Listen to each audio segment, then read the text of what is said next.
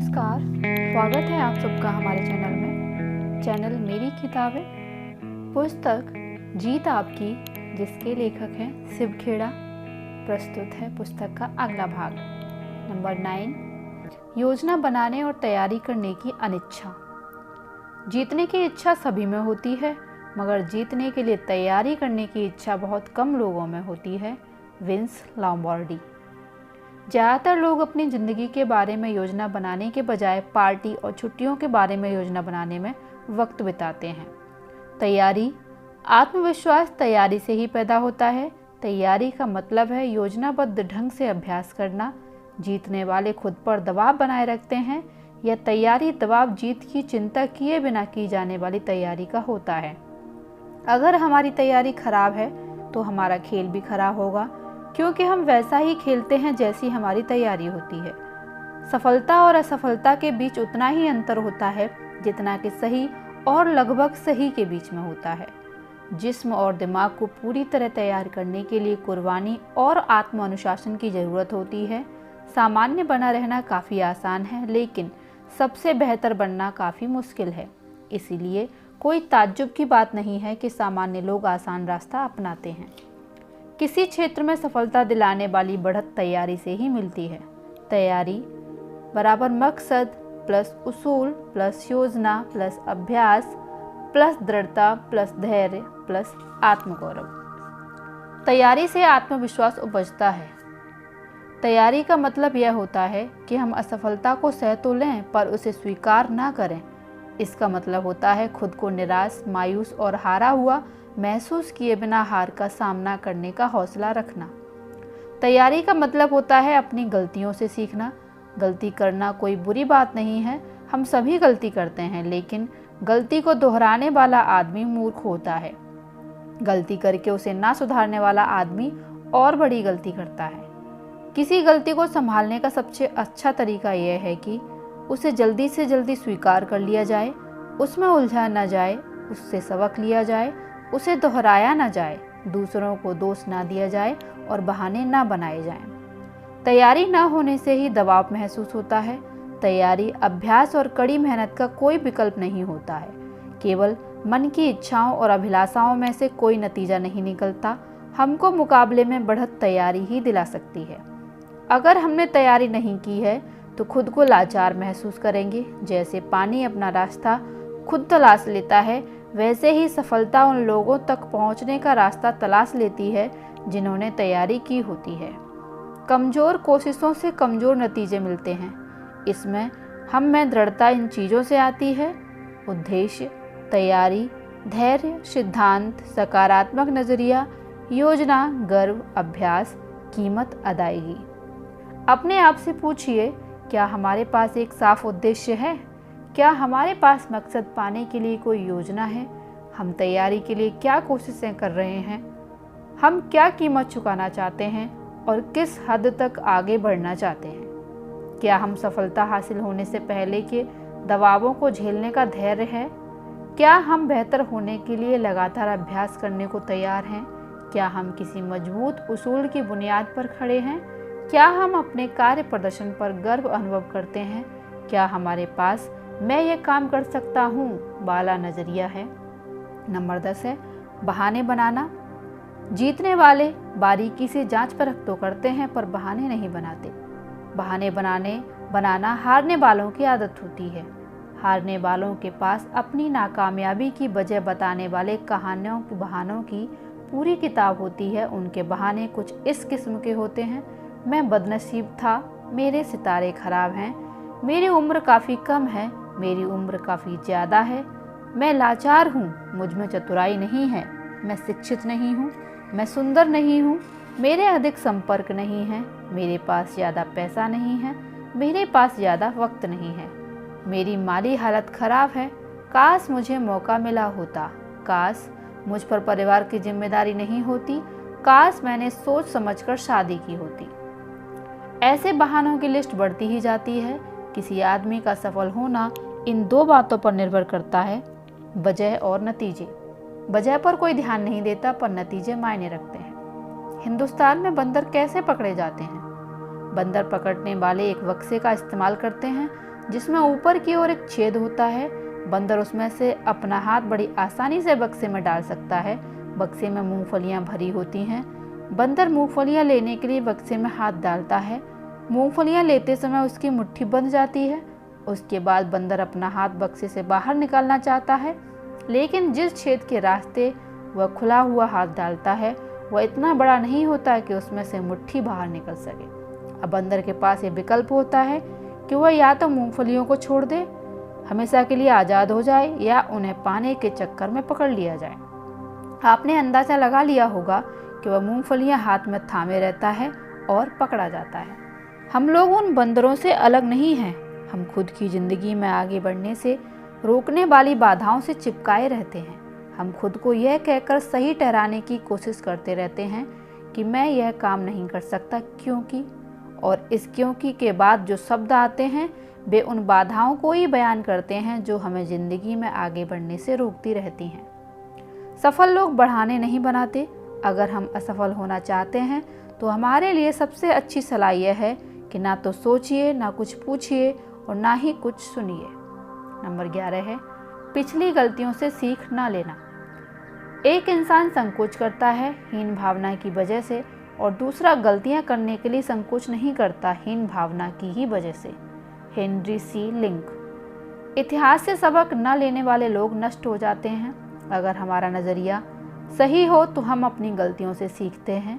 असफलता सफ़र का अंत नहीं, महज भटकाव होती है। यह देर की वजह से बनती है, हार की नहीं। सच बात तो यह है कि अपनी गलतियों से हमें तजर्बा हासिल होता है। कुछ लोग सीखते हुए जीते हैं और कुछ केवल जीते हैं। अक्लमंद लोग अपनी गलतियों से सीखते हैं, अधिक अक्लमंद लोग दूसरों की गलतियों से सीखते हैं। हमारी ज़िंदगी इतनी लंबी नहीं होती कि हम केवल अपनी गलतियों से सीखते रहें। नंबर 12 अवसर को ना पहचान पाना। अक्सर बाधाओं का रूप धरकर भी आ सकते हैं अवसर, इसीलिए बहुत सारे लोग उन्हें पहचान नहीं पाते। याद रखिए, बाधा जितनी बड़ी होगी अवसर भी उतना ही बड़ा होगा। नंबर 13 है डर। डर वास्तविक हो सकता है और काल्पनिक भी। डरा हुआ इंसान अटपटे काम करता है। डर की बुनियादी वजह नासमझी होती है। डर कर जीना भावनाओं की कैद में जीने के समान है। डर असुरक्षा की भावना, आत्मविश्वास की कमी और बहानेबाजी की आदत को जन्म देता है। यह हमारी क्षमता और योग्यता को नष्ट कर देता है। डरा हुआ इंसान स्पष्ट ढंग से सोच नहीं पाता। डर रिश्तों और सेहत को नष्ट कर देता है। डर की कुछ आम वजह ये हैं: असफलता का डर, कुछ अनजानी चीज का डर, तैयारी न होने का डर, गलत फैसला लेने का डर, अस्वीकार किए जाने का डर। कुछ तरह के डरों को बयान किया जा सकता है, जबकि कई प्रकार के डर केवल महसूस किए जा सकते हैं। हर डर इंसान को बेचैन कर देता है, जिसकी वजह से इंसान बेतुकी बातें सोचने लगता है। नतीजे के तौर पर समस्याएं हल करने की उसकी क्षमता पर बुरा असर पड़ता है। आमतौर पर लोग डर से दूर भागते हैं। भागने से हमें राहत मिलती है और कुछ देर के लिए डर का असर कम हो जाता है, लेकिन डर की वजह बरकरार रहती है। कई बार बेबुनियाद डर हमारी समस्याओं को बढ़ा देता है। काबू से बाहर हो जाने पर डर हमारी खुशियों और रिश्तों को नष्ट कर देता है।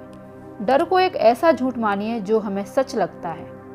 असफलता से भी अधिक बुरा असफलता का डर होता है। आदमी के साथ घटित होने वाली सबसे बुरी चीज असफलता नहीं होती। कोशिश न करने वाले लोग प्रयत्न करने से पहले ही असफल हो जाते हैं। बच्चे जब चलना सीखते हैं तो बार बार गिरते हैं, लेकिन उनके लिए वह असफलता नहीं बल्कि सीख होती है। अगर वे मायूस हो जाएं तो कभी चल नहीं पाएंगे। घुटनों के बल बैठकर डरी हुई जिंदगी जीने से अपने पैरों पर खड़ा होकर मरना ज़्यादा बेहतर होता है। नंबर 14 प्रतिभा का उपयोग ना कर पाना। अल्बर्ट आइंस्टीन का कहना था, मुझे लगता है कि मैंने जिंदगी में अपनी केवल 25% बौद्धिक क्षमता का उपयोग किया। विलियम जेम्स के मुताबिक इंसान अपनी 10 से 12% आंतरिक क्षमता का उपयोग करता है। ज़्यादातर लोगों की जिंदगी का सबसे दुखद पहलू यह होता है कि वे अपने मन में कुछ करने की इच्छा लिए हुए ही मर जाते हैं। जीवित होते हुए भी वे जिंदगी को जी नहीं सके। वे इस्तेमाल होने की वजह से नहीं बल्कि जंग लगने की वजह से मरे। मैं खुद में जंग लगवाने के बजाय इस्तेमाल होना ज़्यादा पसंद करूँगा। ज़िंदगी में सबसे दुखद शब्द ये होते हैं, मुझे ये करना चाहिए था। खाली बैठने और इंतजार करने में बहुत फर्क है। खाली बैठने का मतलब है बेकारी और निकम्मापन, जबकि धैर्य और इंतजार करना एक सोचा समझा फैसला है। यह एक क्रम है और इसमें लगातार कोशिश और दृढ़ता शामिल है। किसी ने एक बुजुर्ग आदमी से पूछा, जिंदगी का सबसे बड़ा बोझ क्या है? बुजुर्ग ने बड़ी दुखी आवाज में जवाब दिया, ढोने के लिए कोई बोझ न होना। नंबर 15, अनुशासन की कमी। आपको जिंदगी में चुनाव करना है कि आप अनुशासन की कीमत चुकाएंगे या अफसोस की। Tim Connor. क्या हमने कभी विचार किया है कि कुछ लोग अपने लक्ष्य तक क्यों नहीं पहुंच पाते? उन्हें बार बार हार और संकट का सामना क्यों करना पड़ता है? कुछ लोगों को लगातार सफलता क्यों मिलती है जबकि दूसरे लोगों को अंतहीन असफलताएं झेलनी पड़ती हैं? खेलकूद, शिक्षा, अकादमिक क्षेत्र और व्यापार यानी किसी भी क्षेत्र में अनुशासन के बिना महत्वपूर्ण सफलता कोई भी कभी भी हासिल नहीं कर सका। अनुशासनहीन लोग हर काम करने की कोशिश करते हैं लेकिन उनमें किसी भी काम को करने का संकल्प नहीं होता। कुछ तथाकथित उदार चिंतकों ने अनुशासनहीनता को स्वतंत्रता माना है, लेकिन किसी विमान में बैठते वक्त मैं यही चाहूँगा कि उसका पायलट अनुशासित हो।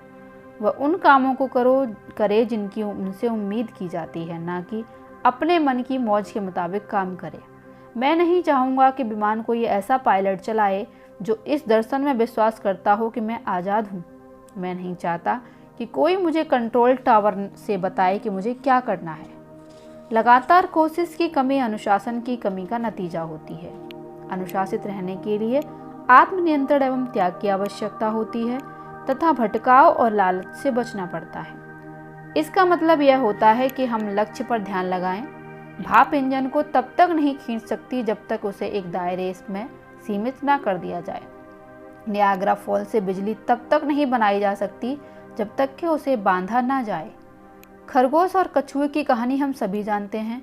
खरगोश ने अपनी रफ्तार के बारे में डींग हाँकी और कछुए को दौड़ में मुकाबला करने की चुनौती दी। कछुए ने चुनौती कबूल कर ली। उन्होंने एक लोमड़ी को जज बनाया। दौड़ शुरू हुई तो कछुआ अपनी धीमी चाल से चलता रहा, लेकिन खरगोश ने रफ्तार दिखाई। जल्दी ही खरगोश ने कछुए को काफी पीछे छोड़ दिया। उसे जीतने का पूरा भरोसा था, इसलिए उसने सोचा क्यों ना एक झपकी ले ली जाए। नींद खुलने पर उसे दौड़ की याद आई और उसने फिर दौड़ना शुरू किया, लेकिन उसी दौरान कछुआ लक्ष्य तक पहुंचकर दौड़ जीत चुका था।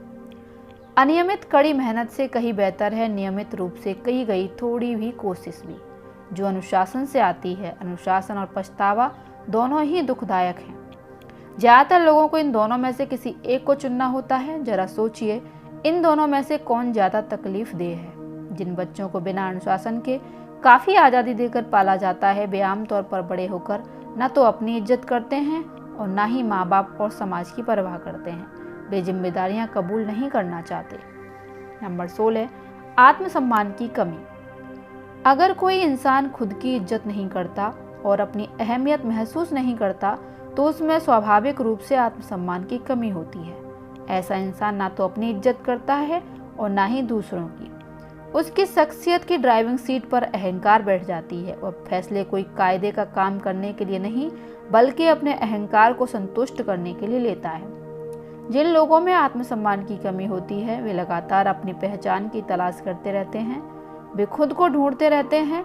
शख्सियत कहीं पड़ा हुआ नहीं मिलता, उसे बनाना पड़ता है। बहानेबाजी की आदत, निकम्मापन और आलसीपन आत्मसम्मान की कमी का ही नतीजा होते हैं।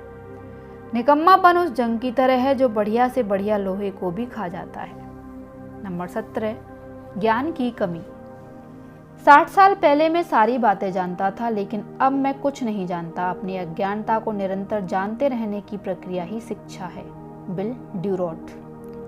अपनी अज्ञानता के दायरों को जानना ही ज्ञान प्राप्ति की दिशा में पहला कदम है।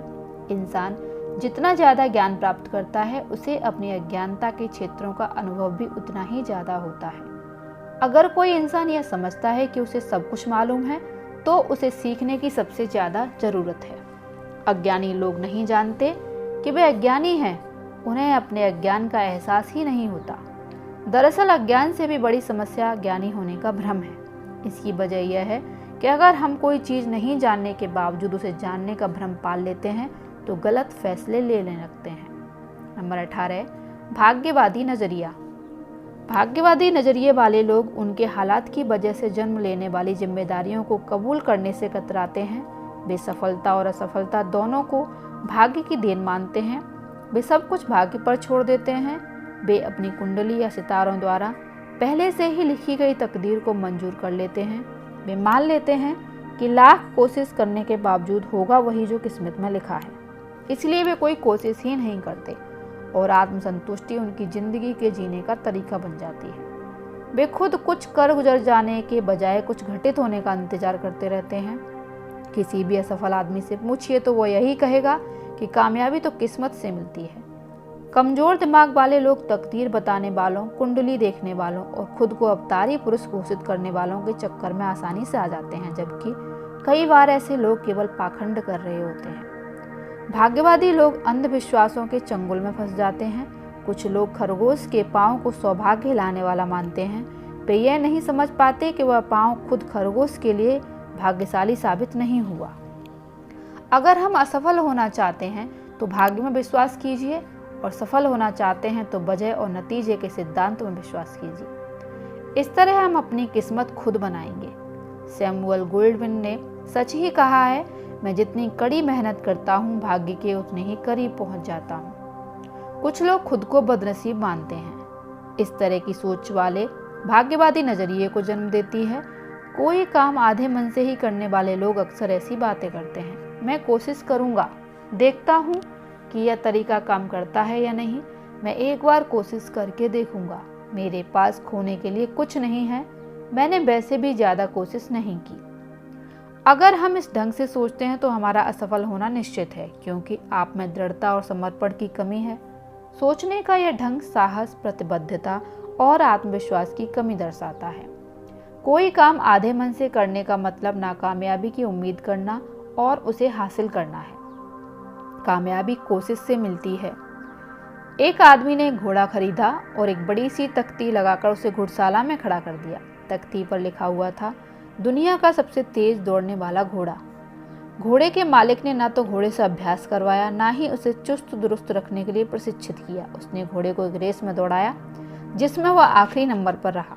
घोड़े के मालिक ने फौरन तख्ती बदल दी और घोड़े पर एक नई तख्ती लगा दी जिस पर लिखा था, घोड़े के लिए सबसे तेज दुनिया। लोग अपने आलसीपन या जरूरी चीज़ों को न करने की वजह से नाकामयाब होते हैं और फिर किस्मत को दोष देते हैं।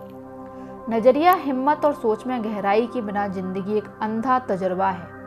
तंग, सुस्त और कमजोर दिमाग वाले लोग हमेशा आसान और सबसे कम रुकावटें वाले रास्ते चुनते हैं। 15 सेकंड तक अपनी क्षमता प्रदर्शित करने के लिए खिलाड़ी 15 साल तक अभ्यास करते हैं। उनसे पूछिए कि क्या वे खुशकिस्मती से जीतते हैं। किसी खिलाड़ी से पूछिए कि कड़े अभ्यास के बाद वे कैसा महसूस करता है। वह आपको बताएगा कि वह ऐसा महसूस करता है जैसे कि उसकी पूरी ताकत निचोड़ ली गई है। अगर वह ऐसा महसूस नहीं करता है तो इसका यही मतलब होगा कि उसने अभ्यास में अपनी पूरी क्षमता लगाई नहीं। हारने वाले सोचते हैं कि जिंदगी ने उसके साथ नाइंसाफ़ी की है। वे केवल अपनी रुकावटों के बारे में सोचते हैं। वे यह नहीं सोचते कि जो इंसान पूरी तैयारी करके अच्छी तरह खेल रहा है उसे भी उन रुकावटों का सामना करना पड़ा है, पर उसने उन पर काबू पा लिया है। असफल और सफल व्यक्ति में यही फर्क है। जीतने वालों की तकलीफ बर्दाश्त करने की शक्ति बढ़ जाती है, क्योंकि उसकी मेहनत सिर्फ खेल में प्रदर्शन करने तक सीमित न रहकर उसके चरित्र को भी ऊंचा उठाती है। भाग्य उनकी मदद करता है जो अपनी मदद खुद करते हैं। एक कस्बे में बाढ़ आई। एक आदमी के सिवा वहां रहने वाला हर आदमी किसी सुरक्षित स्थान पर जा रहा था। जिस आदमी ने अपनी जगह नहीं छोड़ी उसका कहना था, मुझे विश्वास है कि भगवान मेरी रक्षा करेगा। पानी का स्तर बढ़ने पर उसे बचाने के लिए एक जीप आई, पर उस आदमी ने यह कहकर जाने से इनकार कर दिया, मुझे विश्वास है कि भगवान मेरी रक्षा करेगा। पानी का स्तर और बढ़ने पर वह अपने मकान की दूसरी मंजिल पर चला गया। तब उसकी मदद करने के लिए एक नाव आई।